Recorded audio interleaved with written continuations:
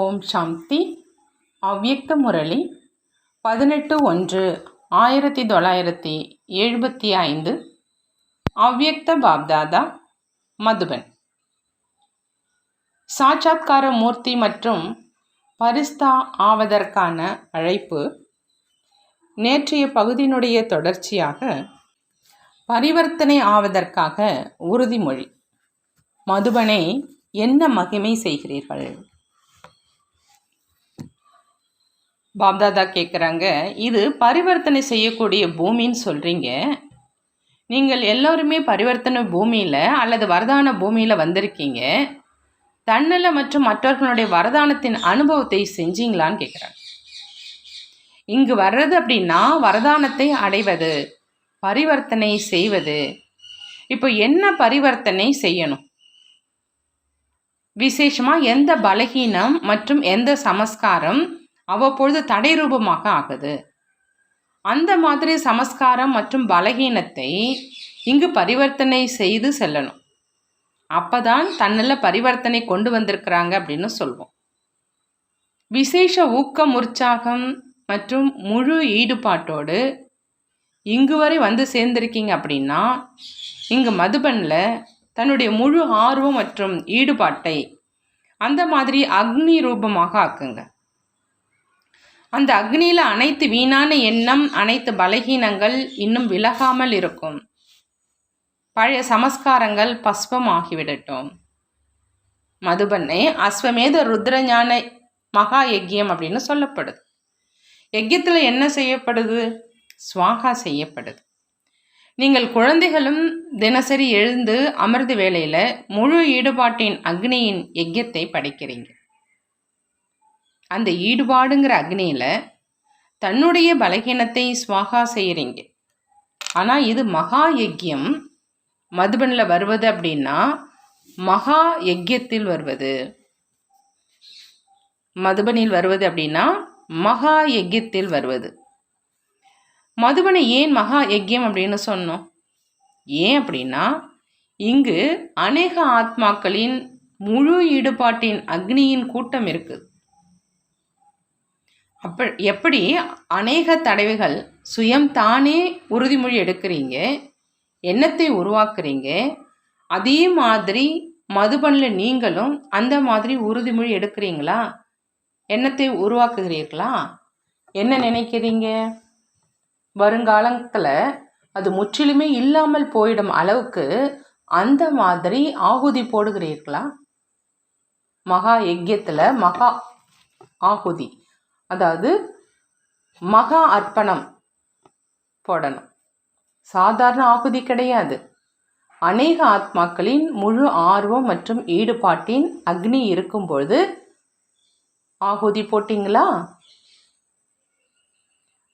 இங்கிருந்து செல்றீங்க, போட்டுட்டு செல்றீங்களா அல்லது இப்பொழுது மீண்டும் திரும்பி எடுத்துட்டு போறீங்களா? அல்லது எந்த விதமான எண்ணெயும் போடுவது அப்படின்னு யோசிக்கிறீங்களா? எத்தனை தடவை மகா யஜ்யத்தில் வர்றீங்களோ அத்தனை தடவை மகா யஜ்யத்தில் ஆகுதி போட்டிருக்கிறேனா அப்படின்னு சோதனை செஞ்சு பாருங்க. சம்பூர்ண சமர்ப்பணம் ஆகியிருக்கீங்களா அல்லது திரும்பி எடுத்து செல்றீங்களா? ஆகுதி சம்பூர்ண சமர்ப்பணம் ஆகிவிடுதா அல்லது உங்களிடமே இருந்துடுதா? இது பழைய உலகத்தில் உபயோகமாக இருக்கும் அப்படின்னு அந்த மாதிரி யோசிக்கலையே. ஆனால் அந்த மாதிரி ஆகுது. பலகீனமானவங்க கையை பின்னுக்கு இழுத்துடுறாங்க. ஒருவேளை ஆகுதி போடுறதுல பலகீனமானவராக இருக்கீங்க அப்படின்னா வெப்பம் இருக்கிற காரணத்தினால பாதி ஆகுதி வெளியிலும் பாதி ஆகுதி உள்ளும் விழுந்துடுது. இங்கே இருக்கும் பொழுதும் செய்யலாமா அல்லது வேண்டாமா அப்படின்னு யோசிக்கிறீங்க. ஆகுமா அல்லது ஆகாதா, செய்ய முடியுமா அல்லது செய்ய முடியாதா அப்படிங்கிற புத்திங்கிற கையை முன்னுக்கும் பின்னுக்கும் கொண்டு சென்று கொண்டே இருக்கீங்க. ஆகையினால சம்பூர்ண சுவாகா ஆகுது. ஒரு ஓரமாக இருந்துடுது, சிதறிடுது. எப்போ சம்பூர்ண சுவாகா ஆகலை அப்படின்னா சம்பூர்ண வெற்றி ஏற்படலை. அதிகமாக யோசிக்கிறீங்க, குறைவாக செய்கிறீங்க அப்படின்னா பலனும் குறைவாகத்தான் கிடைக்கும். முதல்ல தைரியம் குறைவாக இருக்குது, எண்ணம் சக்திசாலியானதாக இல்லை அப்படின்னா காரியத்தில் பலமும் இருப்பது கிடையாது. ஆகையினால பலனும் குறைவாக இருக்கும். பிறகு என்ன செய்கிறீங்க? பாதி இங்கேயும் பாதி அங்கேயும் சிதற விடுறீங்க அப்படின்னா வெற்றி ஏற்படுறது இல்லை இல்லையா? இப்போ உங்கள் அனைவருடைய ரிசல்ட்டாக என்ன ஆகியிருக்குது? வெற்றி ஏற்பட்டதா? யஜ்யத்தில் சம்பூர்ண ஆகுதி இடப்பட்டதா அல்லது சிதறிவிட்டதா? இப்பொழுது என்ன யோசிக்கிறீங்களோ அதை நடைமுறையில் இன்றிலிருந்து இந்த பலகீனம் மீண்டும் வராது என்று நிரப்பி செல்லணும். சம்பூர்ண சமர்ப்பணம் செய்வதற்கு துணிச்சல் இருக்குதா அல்லது குறைவாக இருக்குதா? விநாசம் ஏற்படலை அப்படின்னா, சொர்க்கம் வரலை அப்படின்னா சென்றடைவோமா அல்லது இல்லையா? பின் மனிதர்கள் என்ன சொல்வாங்க? அந்த மாதிரி புத்திசாலியாக ஆகாதீங்க. அனைவருக்கும் இந்த நிலைமை தான். முதல்ல கையை முன்னுக்கு கொண்டு வர்றாங்க. முதல்ல கையை முன்னுக்கு கொண்டு வர்றாங்க. பின்பு வெப்பம் வருது அப்படின்னா கையை பின்னுக்கு இழுத்துடுறாங்க. தைரியம் வருது, ஆனால் கொஞ்சம் தடை வருது அப்படின்னா அடிகள் பின்னால் எடுத்து வச்சிடுறாங்க. அந்த மாதிரி ஆனவர்களுடைய நிலை என்ன ஆகும்? கதி சத்கதியை தெரிஞ்சிருக்கீங்க இல்லையா? ஞானம் நிறைந்தவராக இருந்த போதிலும் ஒருவேளை யாராவது செய்யல அப்படின்னா என்னன்னு சொல்றது? இதை திரும்பி எடுத்துக்கொண்டார் அப்படின்னா என்ன நிலைமை ஏற்படும்? வேண்டுமென்றே ஒருவேளை செய்யல அப்படின்னா அவரை என்னன்னு சொல்லலாம்? லைட் மற்றும் மைட் ரூபம் இருந்த போதிலும் ஏன் செய்ய முடியல? என்ன காரணம்? ஞானம் உங்களுடைய புத்தி வரை இருக்குது, விவேகம் வரை இருக்குது, தெரிஞ்சிருக்கீங்க, அது சரிதான். ஆனால் ஞானத்தை நடைமுறையில் கொண்டு வருவது மற்றும் உள்ளே நிரப்புவது எப்படி அப்படின்னு தெரியுதல். உணவு இருக்குது, சாப்பிடவும் செய்கிறீங்க, ஆனால் சாப்பிடுவது வேறு விஷயம், சாப்பிட்டு அதை ஜீரணம் செய்வது வேறு விஷயம். உள்ளே நிரப்புறது இல்லை, ஜீரணம் ஆகிறது, ரத்தமாக ஆகலை, மேலும் சக்தி கிடைக்கல. நாக்களை கீழே சாப்பிட்றீங்க அப்படின்னா ரத்தமாக ஆகாது, சக்தி கிடைக்காது. உள்ளே நிரம்பிய பிறகுதான் சக்தியினுடைய ரூபமாகுது. உள்ளே நிரம்பல அப்படின்னா நாக்கினுடைய ரசனையோடு இருந்துடுது. உள்ளே நிரப்பினால் சக்தி ஆகும். கேட்பதில் ஆர்வம் வந்தது, புரிஞ்சுக்கிட்டீங்க, ஆனால் உள்ளே நிரப்பலை, நடைமுறையில் கொண்டு வரல. எவ்வளோ தாரணையில் வந்ததோ சமஸ்காரம் ஆகிவிடுதோ அப்போதான் நடைமுறையில் வெற்றியினுடைய சொரூபம் தென்படும். ஞானம் நிறைந்த நிலையினுடைய அர்த்தம் என்ன? ஞானம் நிறைந்தனுடைய அர்த்தம் ஒவ்வொரு கர்மேந்திரங்களில் ஞானம் நிரம்பிடணும். என்ன செய்யணும் மற்றும் என்ன செய்யக்கூடாது என்று இருந்தால் ஏமாற்றம் அடையும் விஷயம் இருக்கும். எப்பொழுது ஆத்மாவில் ஞானம் வந்துடுது அப்படின்னா கண்களும் உள் உணர்வும் ஏமாற்றம் கொடுக்காது. பிறகு அனைத்து இந்திரியங்களில் ஞானம் நிரம்பிடுது.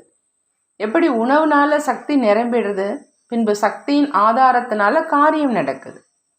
இப்போ ஞானத்தை நிரப்பணும். ஒவ்வொரு கர்ம இந்திரியத்தையும் ஞானம் நிறைந்ததாக ஆக்குங்க. ஒவ்வொரு வருடம் வரீங்க, இப்போ செய்வோம் அப்படின்னு சொல்லி உறுதிமொழி கொடுத்துட்டு போறீங்க. இப்போ இந்த உறுதிமொழி எப்பொழுது நிறைவேறும்? என்ன நினைக்கிறீங்களோ மற்றும் என்ன காரியம் செய்கிறீங்களோ இந்த இரண்டிற்கும் உள்ள வித்தியாசத்திற்கான காரணம் என்ன? முழுமையாக செய்யணும் அப்படின்னு யோசிக்கிறீங்க, மேலும் நடப்பது பாதி. இவ்வளோ வித்தியாசம் ஏற்படுவதற்கான காரணம் என்ன? திட்டத்தையும் அதிகமாக உருவாக்குவீங்க, ஊக்கத்தையும் அதிகமாக கொண்டு வர்றீங்க, மேலும் புரிந்து உறுதிமொழி செய்கிறீங்க. அனைத்து விஷயங்களும் வரதான் செய்யும், ஆனால் நடைமுறை மற்றும் புரிந்து கொண்டதில் வித்தியாசம் ஏற்பட்டுடும். இதற்கான காரணம் என்ன?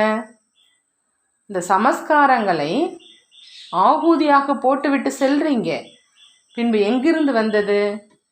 ஸ்வாகா செய்து செல்றீங்க அப்படின்னா பிறகு ஏன் வருது அது? காரணம் தேக அபிமானம், அலட்சியம். மீண்டும் ஏன் திரும்பி வருது? இதற்கான காரணம் என்ன? காரணம் என்ன அப்படின்னா ஸ்வாகா செய்யணும் அப்படிங்கிற அந்த எண்ணத்தை செய்து செல்றீங்க. ஆனால் எண்ணத்தின் கூடவே எப்படி விதை விதைக்கிறீங்க, பின்பு அதை பராமரிக்கிறீங்க. ஆனால் இதில் என்ன பராமரிப்பு தேவையோ அந்த பராமரிப்பை செய்வது கிடையாது. நேரத்துக்கு ஏற்ற மாதிரி அதனுடைய அவசியத்தை வைக்கணும். நீங்கள் விதை விதைத்து விட்டு அலட்சியமானவராக ஆகிடுறீங்க. பாபாவுக்கு கொடுத்தாகிடுச்சு. இப்போ பாபாவுக்கு தான் தெரியும் இது பாபாவுடைய வேலையாகும் அப்படின்னு யோசிக்கிறீங்க. நீங்க அதனை பாலனை செய்யல. ஆக்கினால வார்த்தைகள் மற்றும் மனதின் மேல் கவனம் வேணும். எப்படி விதை விதைச்சு விதை உறுதியாக வளரணும் அப்படின்னு தண்ணி விடுறீங்க. விதைக்கு தினசரி தண்ணீர் விட வேண்டியது இருக்குது இல்லையா?